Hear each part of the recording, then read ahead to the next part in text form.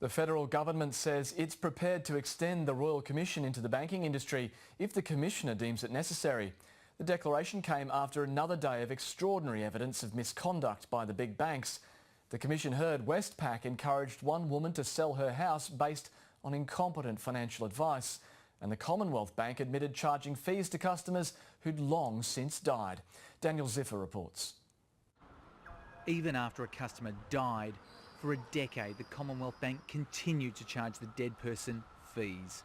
Client dies in 2007, contact made with deceased wife in 2013 but no action taken. Advisor is aware that the client is dead, but the ASF, what's that?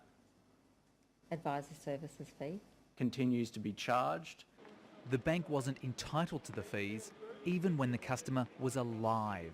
The Commonwealth was forced to reveal it knew it was charging customers for no service, but took 6 years to inform the regulator.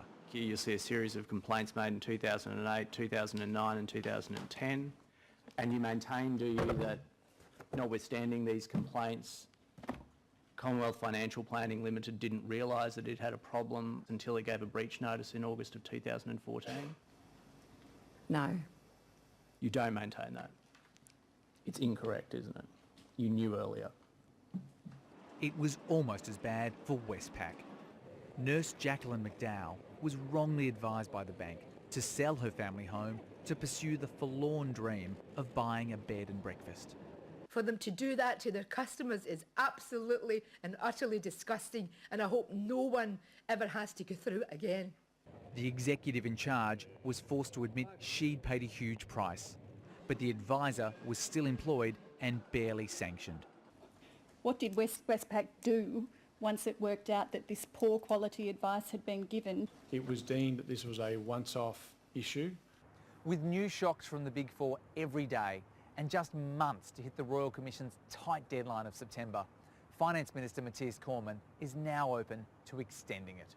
If the Royal Commissioner were to come to the government and say, I need more time, I think you can you can safely assume that the government would accept that request. In the spotlight tomorrow, ANZ. Daniel Ziffer, ABC News, Melbourne. The ABC's business editor Ian Verinder joins us now. Ian, there have been some shocking revelations this week. How was this able to go on for so long? Well, Matt, you'd have to say that on any measure, this has been an epic failure on behalf of the corporate regulator ASIC.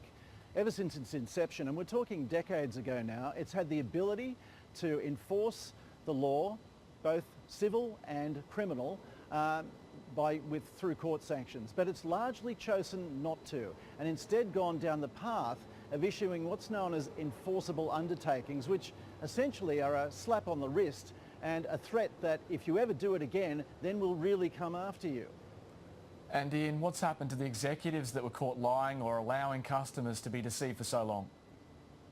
Well, absolutely nothing. And, you know, this is what happens when you don't have proper regulatory oversight and you don't have proper sanctions being employed upon the people who commit them. And in fact, in some of these cases, we've seen executives and the financial planners being paid bonuses for collecting money from the accounts of dead people for services that clearly were not being delivered. All right, Ian Verinder, thank you so much for your time.